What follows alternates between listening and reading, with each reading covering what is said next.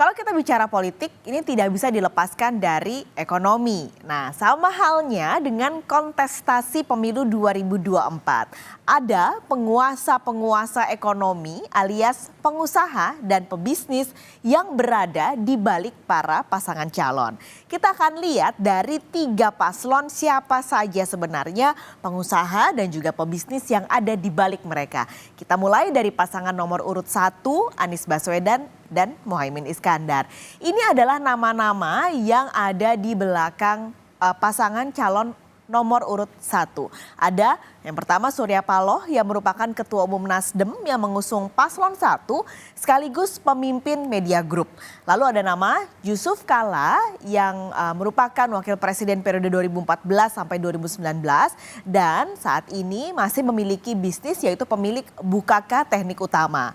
Nama ketiga adalah Rahmat Gobel, pemilik Gobel Group dengan salah satu bisnis yang mungkin Anda kenal adalah Panasonic. Ini ada Rahmat Gobel di balik paslon nomor urut 1.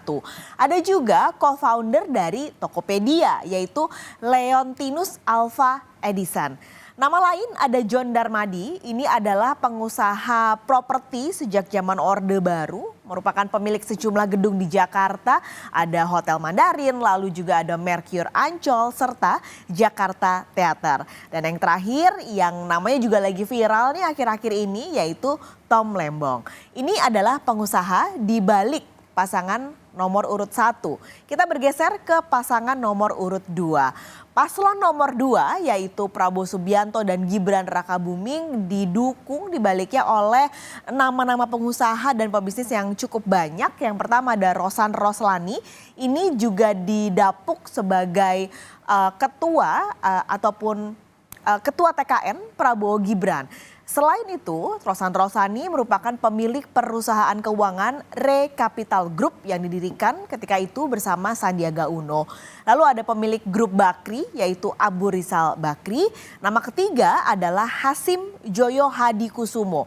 Hasim Joyo Hadikusumo juga merupakan adik Prabowo Subianto dan pemilik bendera perusahaan Arsari Group yang banyak bergerak di bidang perkebunan, energi dan juga pertambangan. Nama keempat ada terselip nama perempuan di sini yaitu Putri Wardani. Putri Wardani adalah pengusaha kosmetik pemilik Mustika Ratu. Lalu ada juga Maher Al-Gadri. Maher Al-Gadri adalah pemilik Kodel Group. Kita bergeser ke nama selanjutnya Theo Sambuaga yang mungkin sebagian masyarakat kenal Theo Sambuaga adalah politisi senior Golkar. Tapi saat ini atau akhir-akhir ini Theo Sambuaga juga didapuk menjadi presiden komisaris di beberapa anak usahanya Lipo Group. Setelah itu ada Erwin Aksa. Erwin Aksa merupakan pengusaha dari Sulawesi Selatan, pemilik dari Boswa Group. Lalu ada juga Boy Thohir.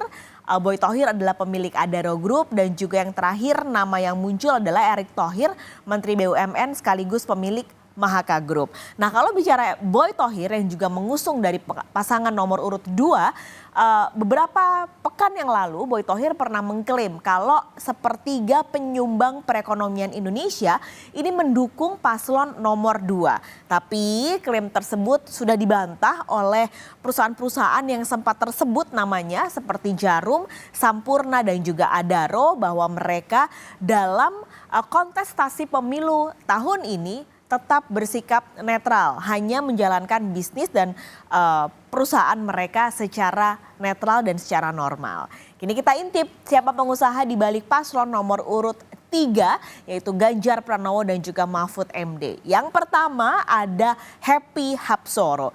Happy Hapsoro ini merupakan suami dari Puan Maharani yang juga adalah pemilik Rukun Raharja. Nah, Rukun Raharja ini saudara adalah sebuah perusahaan yang bergerak di bidang energi.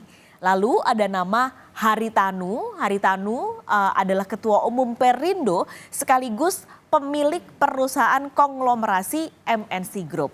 Kita bergeser, nama ketiga ada Usman Sabtaodang. Usman Sabtaodang ini merupakan pemilik Oso Group. Lalu ada Sandiaga Uno, Menparekraf yang juga adalah pemilik dan juga pendiri grup Saratoga Invest Tama Sedaya, sebuah perusahaan keuangan cukup besar di Indonesia. Dan yang terakhir Arsyad Rashid, kalau di timnya Ganjar Pranowo Mahfud MD, Arsyad ini didapuk sebagai ketua tim Ganjar Mahfud. Tapi selain itu Arsyad Rashid juga merupakan pemimpin grup Indika dan juga ketua umum Kadin Indonesia. Kalau kita lihat dari pasangan nomor urut 1, 2, 3, banyaknya pengusaha di balik para paslon ini memang mendapat sorotan. Pasalnya keterlibatan para pebisnis dan pengusaha dalam pesta demokrasi dinilai akan membawa serta kepentingan bisnis mereka jika pasangan-pasangan yang mereka usung ini nantinya akan memenangkan kontestasi pemilu.